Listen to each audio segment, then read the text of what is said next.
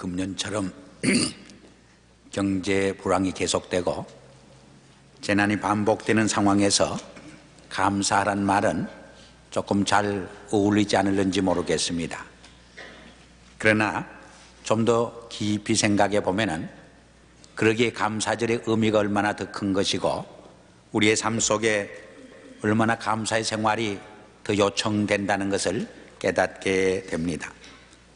사실 구약 성경에 기록된 감사절의 기원이나 청교도들이 미국 땅을 찾아와서 감사의 제단을 쌓은 감사절의 기원을 더듬어 보면 그들은 안일과 평안 속에서 감사한 것이 아닙니다. 가난과 헐벗음과 굶주림과 고난과 역경과 시련 속에서 눈물로서 하나님 앞에 감사의 제단을 쌓았던 것입니다.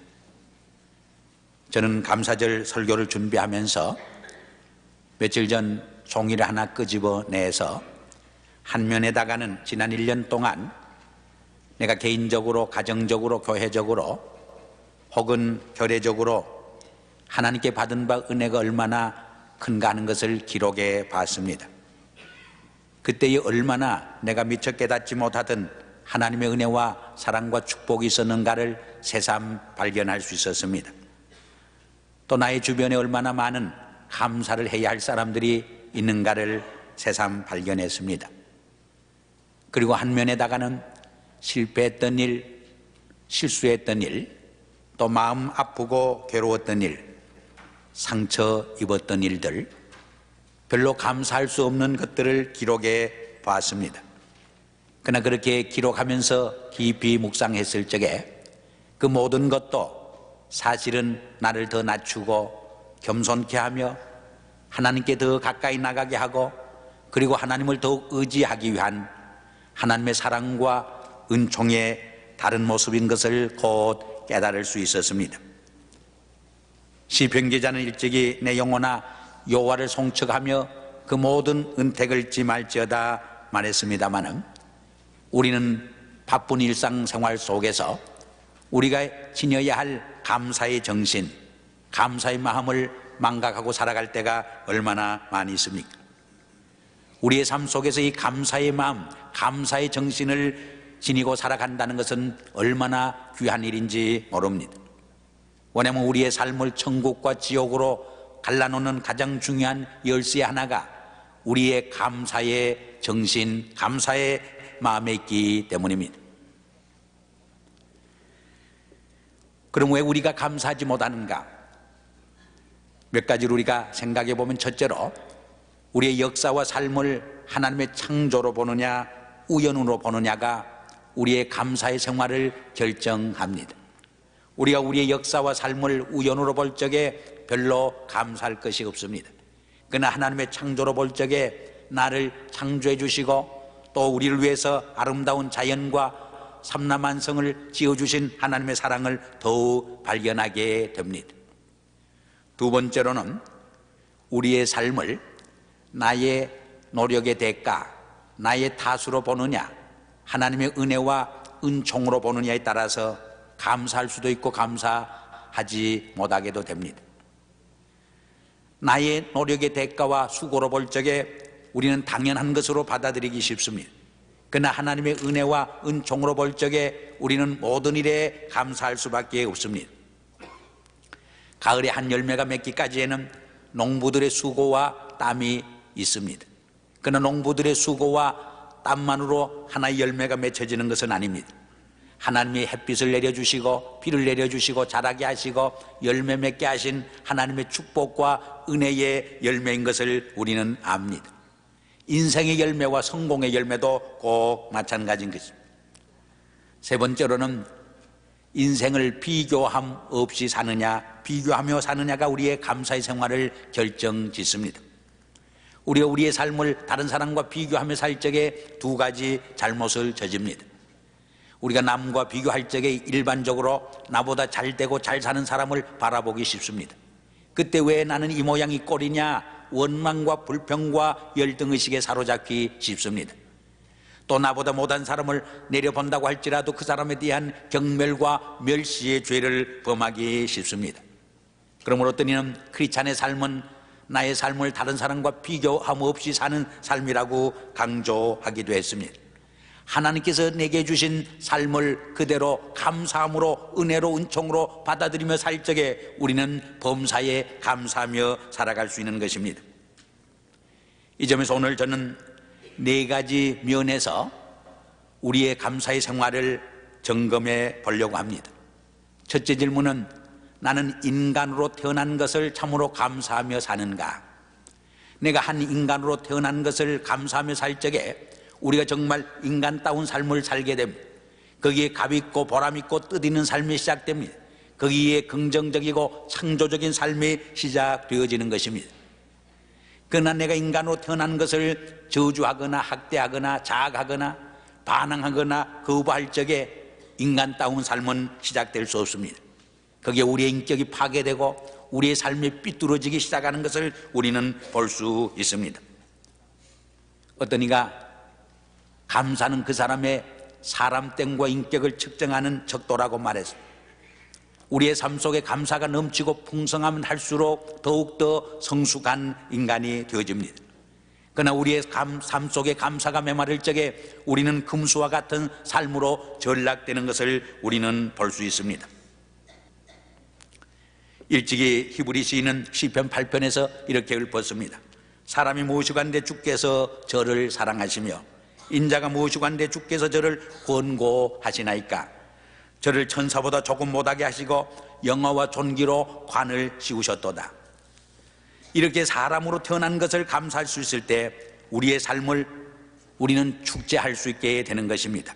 그때 우리는 여호와여 주의 이름이 온 땅이 어찌 그리 아름다운지요, 하나님의 창조의 솜씨를 우리는 찬양하고 감사하며 살아갈 수 있게 되는 것입니다. 수년 전 리더스 다이제스트에 기록된 이야기입니다.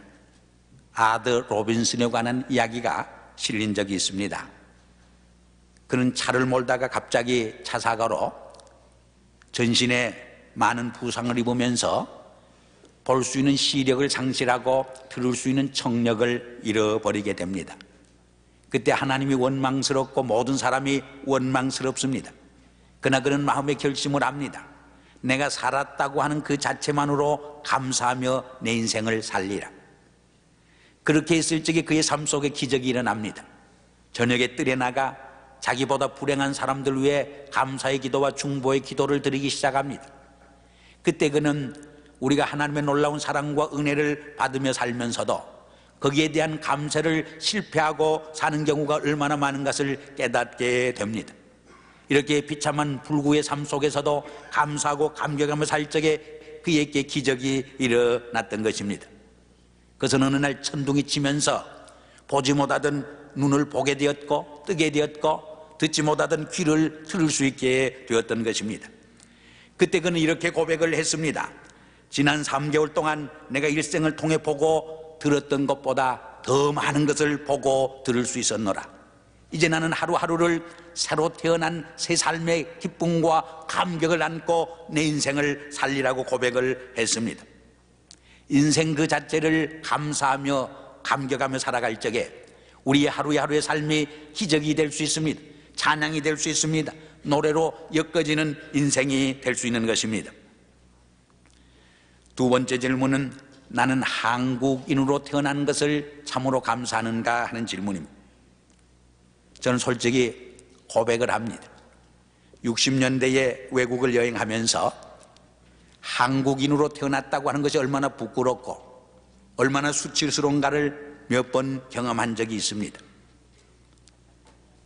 많은 외국 사람들이 자파니스냐 차이니스냐 코리안이냐 물었을 적에 떳떳하게 내가 코리안이라고 용기를 가지고 대답할 수 없었던 그런 모습을 저는 지켜본 적이 있습니다.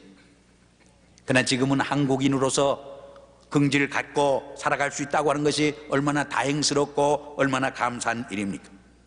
우리가 자기가 속한 민족 공동체와 그 역사와 문화에 대해서 자부심과 긍지를 갖느냐 못 갖느냐 하는 것은 대단히 중요한 문제입니다. 우리가 자기 민족 공동체와 자기가 속한 민족 공동체의 문화와 역사에 대해서 자부심과 긍지를 가질 적에 거기에 인간다운 삶이 시작됩니다. 떳떳한 삶이 시작되어지는 것입니다. 거기에 긍정적이고 창조적인 삶이 시작될 수 있는 것입니다. 그러나 자기가 속한 민족 공동체에 대해서 열등의식을 느낀다든가 거기에 대해서 수치감을 느낄 적에 우리 인간의 삶이 파괴되기 시작합니다. 부정적인 삶으로 엮어지기 시작합니다. 떳떳한 삶을 살 수 없습니다. 역사 속에서 빛을 발할 수 없습니다. 부끄러운 굴종의 삶을 살 수밖에 없는 것입니다. 우리 이스라엘 백성들이 지난 2000년 동안 나라 없는 민족으로 디아스폴라로 흩어진 백성의 삶을 살았지만은 멸족당하지 아니하고 오히려 역사 속에서 빛을 발하며 세계 도처에서 리더십을 발휘하면서 살아갈 수 있었던 비밀이 무엇입니까? 그것은 한마디로 선민 사상입니다. 하나님께서 우리를 택해 준 족속이라고 하는 이 선민 의식이 그들로 하여금 2000년 동안 나라 없는 백성으로 살았지만은 멸종당하지 아니하고 오히려 세계 도처에서 역사의 불을 밝히는 빛의 역할을 했고 오히려 세계 도처에서 부와 리더십을 축적할 수 있었던 모습을 우리는 볼 수 있는 것입니다. 우리 민족에게 있어서 우리 민족 공동체에 대한 긍지와 자부심이 부족하다고 볼 수 있습니다. 우리에게 이것이 대단히 필요하고 아쉽다고 생각을 합니다. 자기 민족에 대한 긍지와 자부심이 없으면 위대한 역사와 문화를 창출해 낼 수 없기 때문입니다. 그러므로 뿌리 교육은 대단히 중요한 의미를 갖는 것입니다. 나는 정말 내가 한국인으로 태어난 것을 감사하며 내 인생을 사는가? 세 번째로 나는 이민자로 살아가는 것을 참으로 감사하는가? 성공적인 이민 생활과 뜻있고 보람있는 이민 생활을 살아가려면 내가 이민자가 되었다는 것을 긍정적으로 받아들일 수 있어야 합니다. 내가 이민자로 살아간다는 것을 감사함으로 받아들일 수 있어야 하는 것입니다. 이번에 김 대통령께서도 시애틀에서 이민자들 향하여서 미국화해야 합니다, 이민의 뿌리를 내려야 합니다 말하는 것을 들었습니다마는 우리가 이 땅에 이민 온 이상 우리의 이민의 현장을 긍정적으로 받아들이고 우리의 이민의 삶을 하나님이 주신 제2의 기회로 포착하면서 적극적으로 감사함으로 살아갈 적에 거기에서 창의적인 새로운 삶이 출생할 수 있는 것입니다. 이민자가 된다는 것이 무엇을 말합니까? 한마디로 그 사회 속에서 변두리 인간으로 살아가는 것을 말합니다.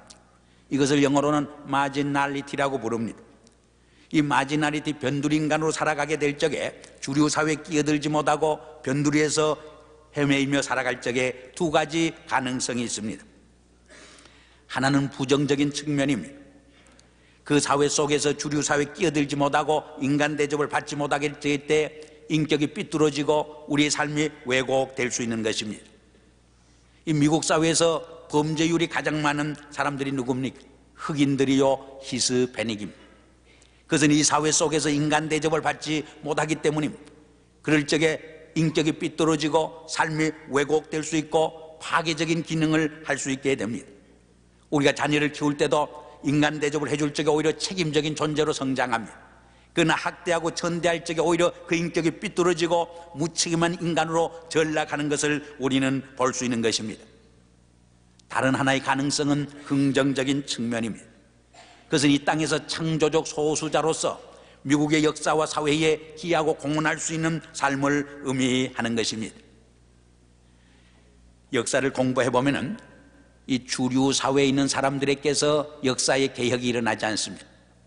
언제나 변두리를 살아가는 변두리 사람들로부터 새로운 역사의 개혁이 시작됩니다. 그 이유가 무엇입니까? 주류 사회에 있는 사람들은 등잔불 밑이 어둡다고 자기들의 잘못을 바라보지 못하게 됩니다. 설령 바라본다고 할지라도 헤게모니를, 주도권을 자기들이 잡고 있기 때문에 변화와 개혁을 원치 않는 것입니다. 그래서 역사를 공부해보면 혁명이라고 하는 것, 개혁이라고 하는 것, 새로운 역사의 창출은 오히려 변두리에서 일어나는 것을 우리는 볼 수 있습니다. 우리가 성경을 공부해봐도 하나님께서 새로운 역사를 창조해 가실 적에 언제나 변두리 인간들을 불러서 사용했던 것을 볼 수 있습니다. 아브라함이 바로 그러한 변두리 인간이요, 이민자였습니다. 모세가 그 시대와 상황 속에서 바로 그러한 변두리 인간이요, 하나의 이민의 후세였습니다. 다니엘이 그랬습니다. 에스더가 그랬습니다. 150만의 인구가 이 미국 땅에 우리가 살고 있습니다마는 우리는 이 땅에서 창조적인 소수자로서 미국의 역사와 세계 역사를 바꿔놓을 수 있는 중차대한 빛의 사명을 감당할 수 있는 위치와 책임과 사명이 있음을 또한 우리는 생각해 볼 수 있는 것입니다. 저는 지난 금요일 날 어떤 모임에 참석을 해서 순서를 맡아 끝낸 후에 조금 늦게 집으로 갔습니다. 가서 텔레비를 틀어봤더니 뉴저지에 사는 임종호 씨의 아주 성공적인 이민 생활을 소개하는 그런 프로그램이 잠깐 방영되는 것을 볼 수 있었습니다. 그분은 21년 전에 포켓트에 35불을 넣고 유학길에 나섰습니다. 비행기표도 살 수 없어서 남의 신세를 지고 왔던 것입니다. 석사 공부를 겨우 마치고 너무 가난하고 경제적으로 곤란을 받아서 뉴욕에 있는 야채 가게의 종업원이 되었습니다. 1년 반 동안 야채 가게에서 일하는 동안 채소값이 비싼 것을 발견해서 알고 보니까 뉴욕 뉴저지에서 생산되는 것이 아니고 캘리포니아에서 생산되기 때문에 비싼 것을 발견했습니다. 그것도 많은 일본 사람들이 그것을 가꾸어서 한국 시장에 팔고 있다는 것을 깨달았습니다. 그는 농사 공부를 하기 위해서 농장으로 들어갔습니다. 6개월 동안 농부로서 취직을 했습니다. 자기 아내는 그 농장의 가정부로 취직을 해서 함께 노동을 하면서 일을 했습니다. 6개월 동안 농사 짓는 법을 배웠습니다. 그리고 8에이카를 빌려서 농사를 했습니다. 성공적이었습니다. 그 후에 80에이카로 확장되었습니다. 그리고 지금은 수천 에이카를 경영하는 농장주가 된 것입니다. 뿐만 아니라 뉴저지에서 가장 큰 중에 하나인 골프장을 구입을 했습니다. 그러나 그는 인터뷰에서 골프장이 그렇게 크고 좋지만은 한 번도 골프대를 잡고 골프를 쳐본 적이 없다고 고백하는 말을 들었습니다. 뿐만 아니라 공장을 경영하는 큰 기업인이 되었던 것입니다. 저는 그가 돈을 모으고 재산을 모았다고 하는 그것 때문에 간증을 소개하고 싶지는 않습니다. 그는 그런 고백을 하는 것을 들었습니다. 자기는 일찍이 부모를 여의고 고아로 성장했습니다.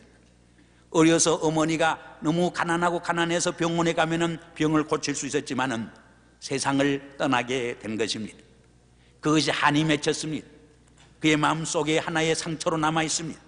그래서 내가 미국 땅에 빈손 들고 왔는데 이렇게 많은 재산을 모으게 했으니까 이 모든 재산을 내가 사회에 도로 환원해야 되겠다는 것입니다. 아프리카에 병원을 짓고 한국에 병원을 짓고 미국에 병원을 지어서 가난하고 돈이 없어서 병을 고칠 수 없는 사람을 치료해주는 그런 일을 하고 싶은 것이 그의 꿈이라고 하는 고백을 하는 말을 들으면서 참으로 많은 감동을 받았습니다. 여기 얼마나 아름다운 한 이민자의 꿈이 있습니까? 여기 얼마나 우리가 본받을 만한 아름다운 이민자의 스토리가 있는 것입니다.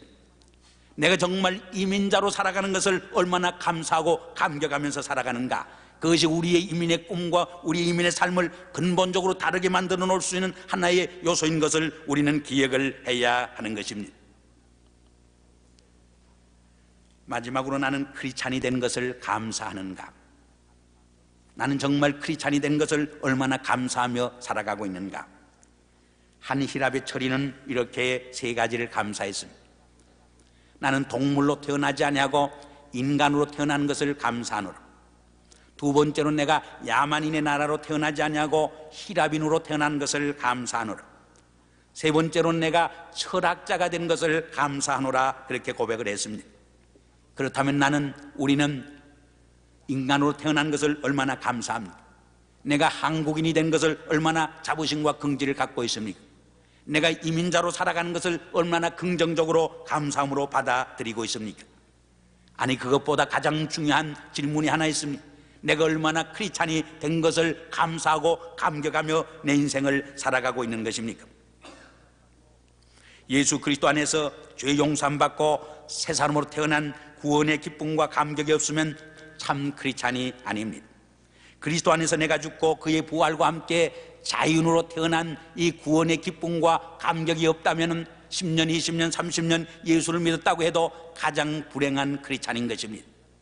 그가 목사가 되었느냐, 장로가 되었느냐, 권사가 되었느냐, 집사가 되었느냐, 그것이 중요한 문제가 아닙니다.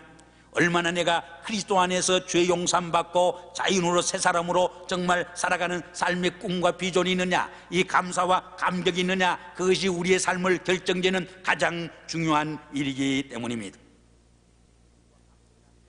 그리 참된 기쁨과 감격을 안고 살아갈 때 비록 세상에서 환난을 당하고 고난을 당하고 핍박을 받고 넘어져도 하박국 선지의 고백처럼 우리에게 감사가 있고 찬양이 있고 하나님께 영광을 돌릴 수 있는 것입니다.